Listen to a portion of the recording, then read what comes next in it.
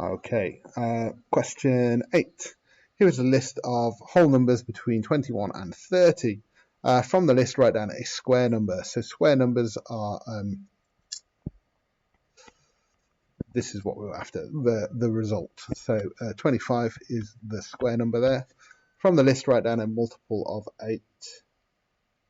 8. So multiple of 8, I'm looking for, well, my multiples of 8 are 8, 16, 24. So I'm looking for 24, so 24.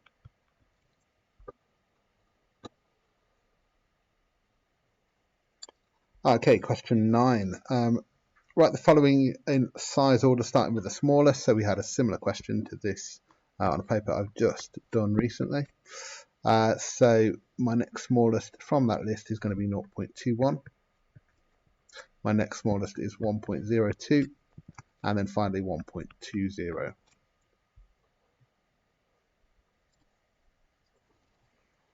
Okay, question 10. So Liz is watching a video at cinema. The film starts at 2:30. The film is 105 minutes long. When she leaves the film, Liz takes 20 minutes to get to the bus stop. The bus leaves the bus stop at 16:45. Does Liz get to the bus stop on time? So I'm going to take my time and I'm going to use the time function on my calculator here. And I'm going to add on 105 minutes and then also add on 20 minutes. So if I'm starting with 14:30, that's my start time. To that, I want to add on 0 hours and 105 minutes. And to that, I need to add on 20 minutes. That's 20 hours at the moment. 0 hours and 20 minutes. So that tells me that she'll get to the bus stop at 16:35. So does she get to the bus stop on time? Yes, she'll be 10 minutes early. With 10 minutes spare.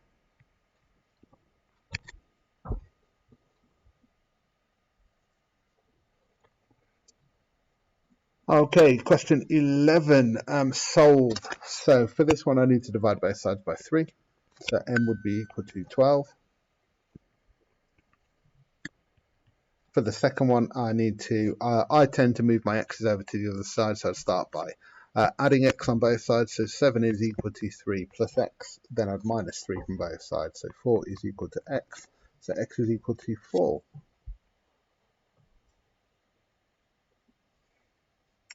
Okay, question 12.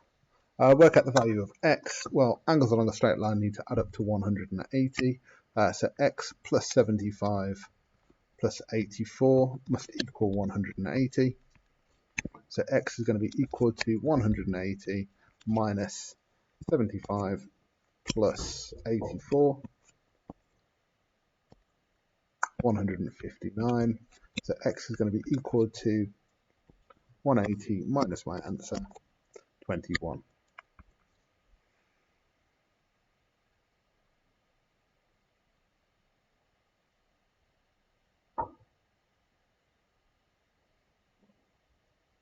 And give a reason for your answer. So angles along a straight line, angles on a line equal 180 degrees.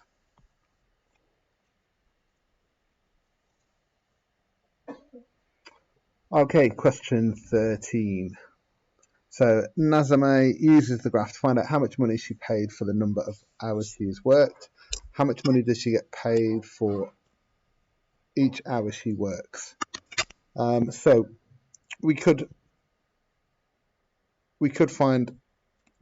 and this would be absolutely fine, find this value here. It looks,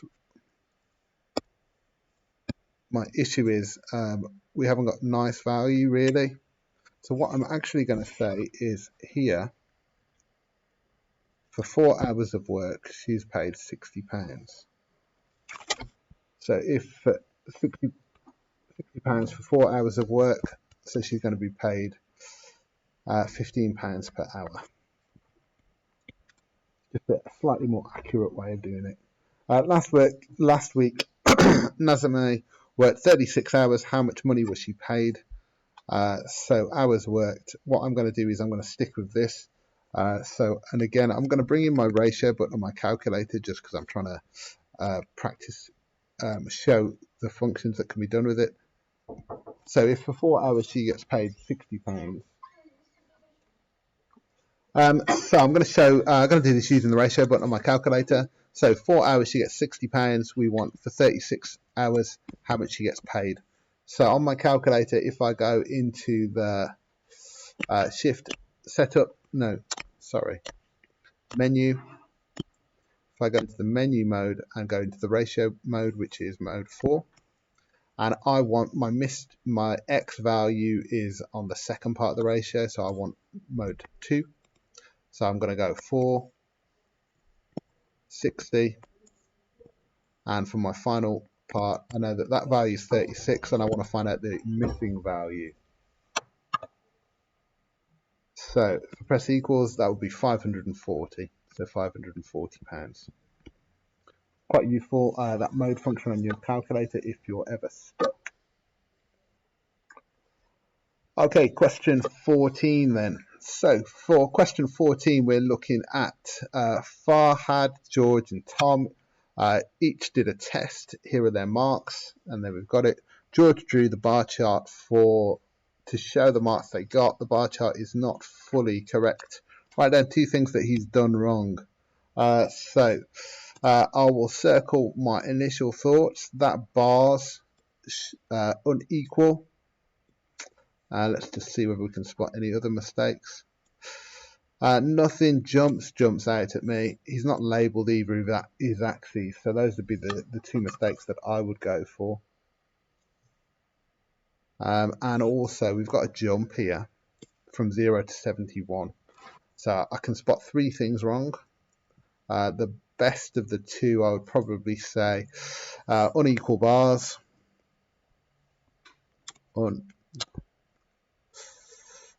Unequal. Is unequal one word? Unequal bars.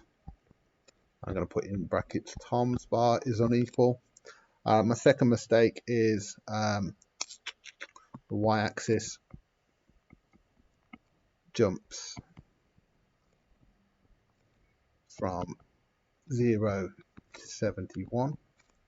And then I'll put it as a third one, not labelled.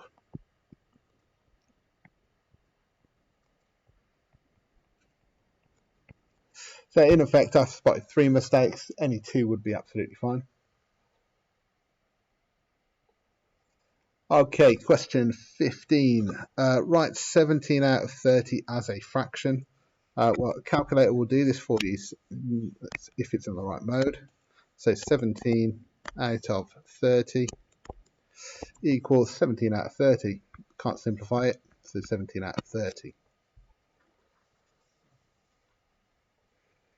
Right, question 16. Work out the size of the angle marked with the X. Give a reason for your answer. I feel like we had this question earlier on the paper. So the missing angle is going to be 180 minus 150. So that's going to be 30 degrees. And the reason, angle on a line equal 180 degrees. Okay, the diagram below is wrong. Explain why. So I'm going to straight away go. That should be a 90-degree angle. So 90 plus 280 is equal to 370 degrees. But angles at a point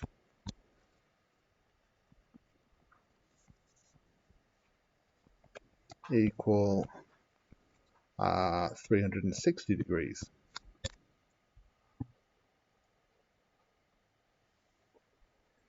Okay, question 17, work out showing all your figures on your calculator display. So we just type this in as it appears. So square root, we want a fraction within our square root. The numerator of 13.82 and a denominator of 4.06. Provided we've typed it incorrectly, all the figures on our calculator display are 1.844977205. Give your answer correct to 2 decimal places, so that's my second decimal digit. The number behind it is a 4, so we don't round it up, so 1.84. Okay, question 18, simplify. M plus M plus M plus M, that just gives us 4 lots of M. And then 12p divided by 4, well, the 12 divided by 4 is the bit we simplify, so 12 divided by 4 is 3, so that would be 3p. Okay.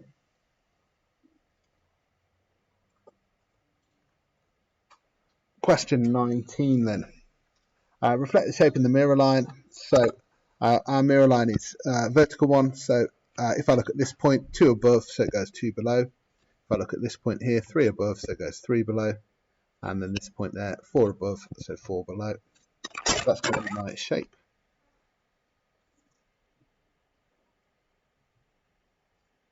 So tempted to draw it with a ruler, but there we go. So that's my reflection. Okay, question 20. So simplify 3e minus e plus 4e. Well, if we kind of run down, addition and subtraction is done in the order they appear. So 3e minus e is 2e plus 4e would give me just 6e.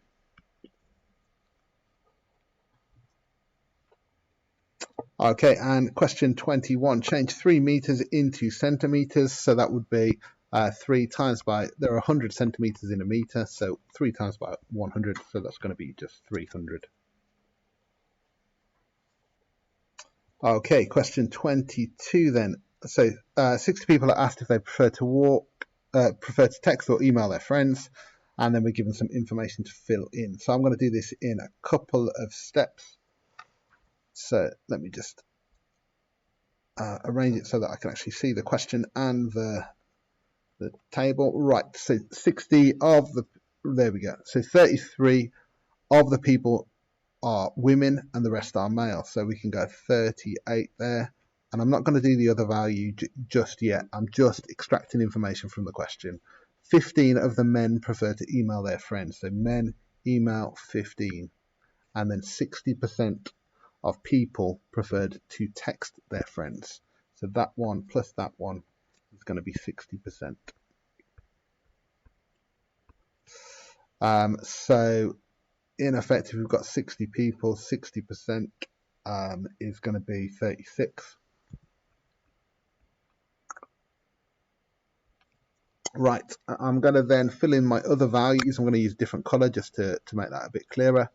So we'll go green just because I've got it loaded up. So if we've got 38 there, that means that we must have a 22 there, which means that we must have a 7 there. And then if the total of that needs to be 36, it means that we must have a 29 there, meaning that we must have 9 there. And that's my tree. That's my probability tree done.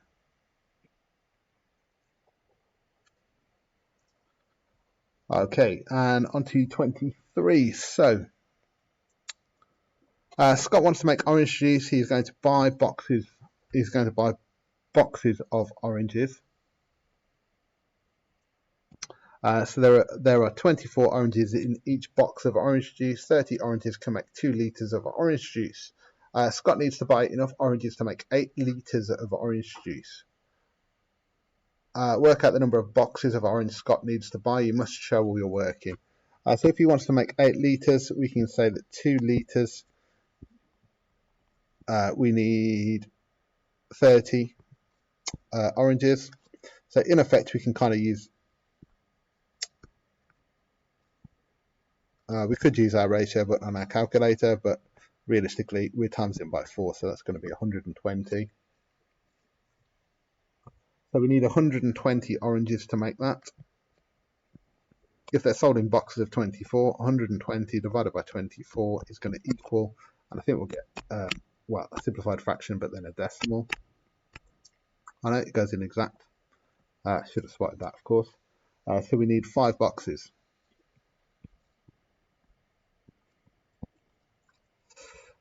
Okay, part B. Scott also buys 1,000 1,260 apples, 280 bananas. Write down the ratio of the number of apples that Scott buys to the number of bananas that he buys in its simplest form. So we're doing apples to bananas. So A to B, 1,260 to 280. You can treat this like a fraction to simplify it down nice and easily on your calculator. So put the lower number on the numerator. Otherwise we end up with a mixed fraction, which is fine, just an extra step needed to convert it. So we're going 9 to 2.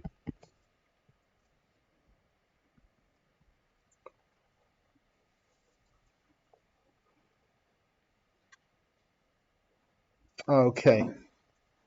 So question 24, write the number 29,381 correct to the nearest thousand.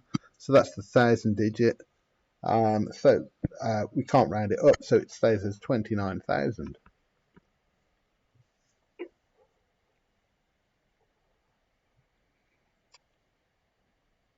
Okay, question 25. A machine fills bags with sweets. Let me just sort out my sizing. I've got a slight issue.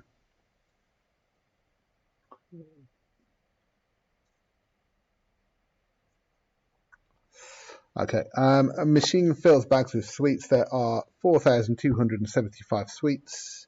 There are 28 sweets in each full bag. The machine fills as many bags as possible. How many sweets are left? Okay, so I'm going to do this. I'm going to do 4,275 divided by 28. So that's going to give me we'll type it in like that, 4,275 divided by 28. So that gives me, so what I'm actually going to do is I'm going to write this as a mixed fraction. So if I press shift and then the fraction button, gives it me as an as a mixed fraction. So I've got 152 and 19 out of 28. So that tells me straight away that I've got 19 sweets left.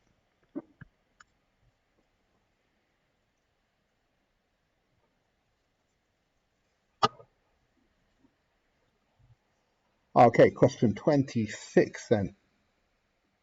So 5 students throw a dice. They each throw the dice the same number of times. The diagram gives information about the number of times the dice lands on each number. How many times does each student throw the dice? Okay, so I'm going to use a little bit of reasoning and say 6.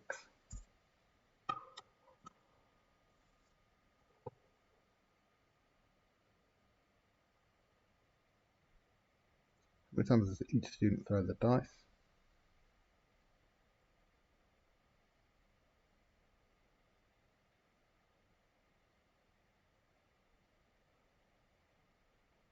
No, I've changed my mind on that. So we've got 5 students. So I'm going to work out the total of the number of dice. So 6, 4, 5, 8,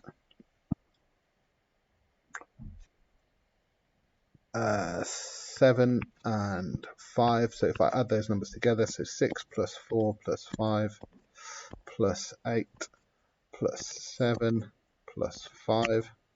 So that's the total number. Total frequency is going to be 35. So 35 throws were done between 5 people. So each person threw 7 times.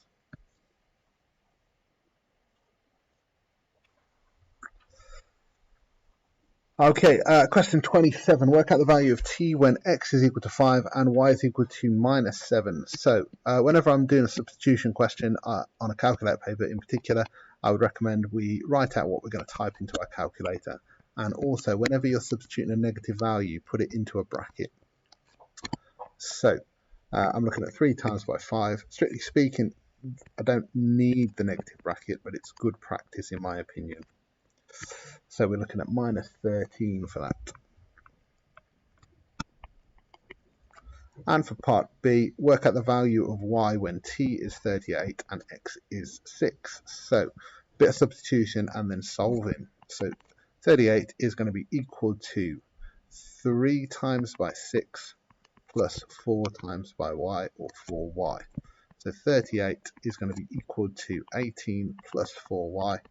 So minus 18 from both sides, 20 is going to be equal to 4y. Divide both sides by 4, y would be equal to 5.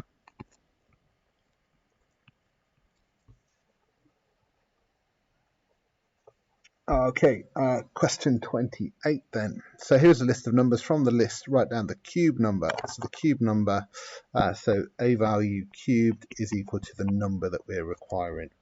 So our cube numbers are, and we're looking quite low, so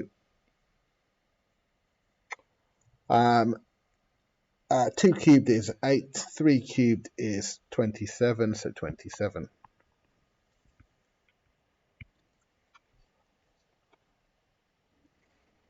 Okay, question 29 then. So we've got 3 people, R, S, T, share £600 between them. Rachel gets 2/3 of the 600, gets a quarter of what is left over. Tom gets the rest of the money. Tom says, I would have got more money if we had have shared £600 equally between us. Is Tom correct? Okay, so let's look at their actual values. So I'm going to extract some of the information. We've got R, S, T. We're told that Rachel gets 2/5. Then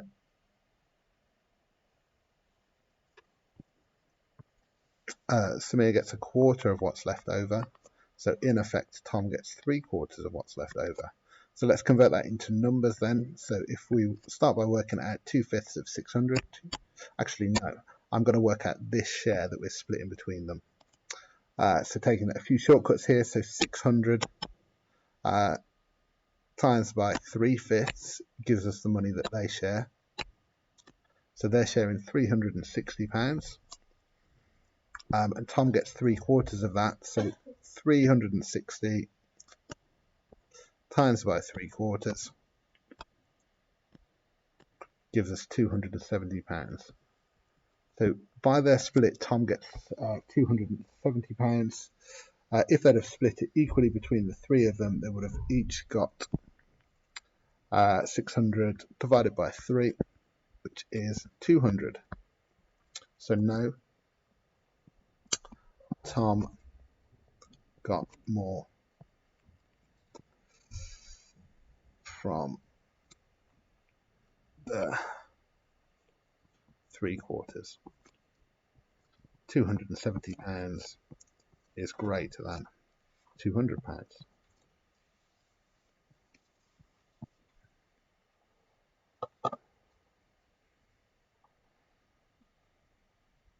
Okay, question 30. An exam paper has 2 papers, paper 1, paper 2. Paper 1 has 60 marks, paper 2 has 90 marks. The pass mark is 2/3 of the total number of marks. Daniel gets 70% on paper 1. How many of the marks for paper 2 must Daniel get in order to pass the exam? Okay, so if the exam is out of 150 marks and a pass rate is 2/3, 150 times by 2/3 is going to be 100, I believe. So she needs 100 marks. If she got 70% on the first paper, the number of marks she got would be 70% times by 60. And we could use a percentage button on our calculator, good opportunity to show it. So 70% times by 60 is going to be 42 marks. So she needs to get 100 minus 42. 100 minus 42 is going to be equal to 58 marks on paper 2. So how many marks does she need? 58.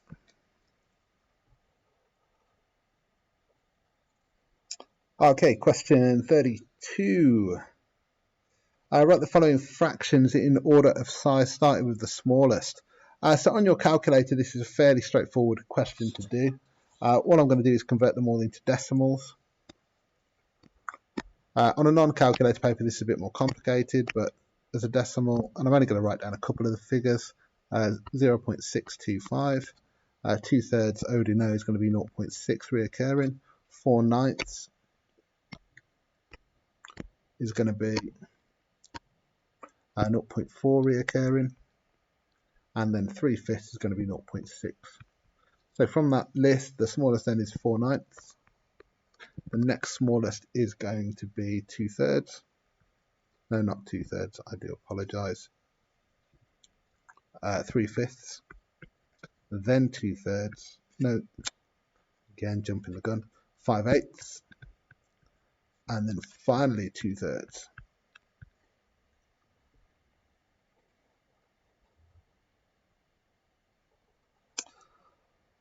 Okay, question 32. So simplify c to the power 5 divided by c squared. So my rule here is I'm going to subtract the powers, so that's going to be c to the power 3. And then d to the power 4 to the power 3. We multiply the powers, so that would become d to the power 12. Okay, and finally then, question 33. Find the highest common factor of 60 and 84. Nice, I'm glad this has come up. We can do this using our calculator again. So your calculator can be quite useful for finding the highest common factor, and for we've got different numbers, but I'll show you for this as well. So all you need to do is type them in as a fraction. So 60 and 84, and if you're trying to find the highest common factor, it's going to be whatever we simplify the fraction down by. So if I say 60 to 84 is going to be equal to 5/7. And what we've done there is we've divided by 12. So the highest common factor is going to be 12. That's quite a nice trick that you can use on your calculator. So whatever you simplify it down by, whatever it's cancelled down is your highest common factor. And you can use a similar trick. You can use a similar trick for the lowest common multiple. If I explain that very, very briefly. So simplify it as a fraction again. So 24/40 is equal to 3/5. So to find the lowest common multiple, all you would need to do is either do the numerator of one times the denominator of the other. So 24 times by 5 or 40 times by 3. They'll both give you the same value, and that value will be the lowest common multiple.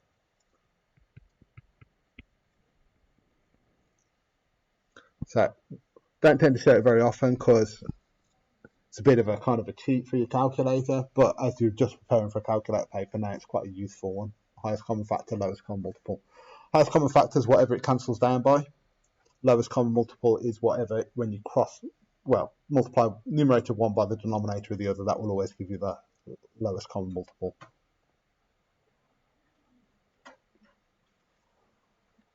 And that brings us to the end of this paper. Quite a nice aiming for 4 paper. Hope you found that useful.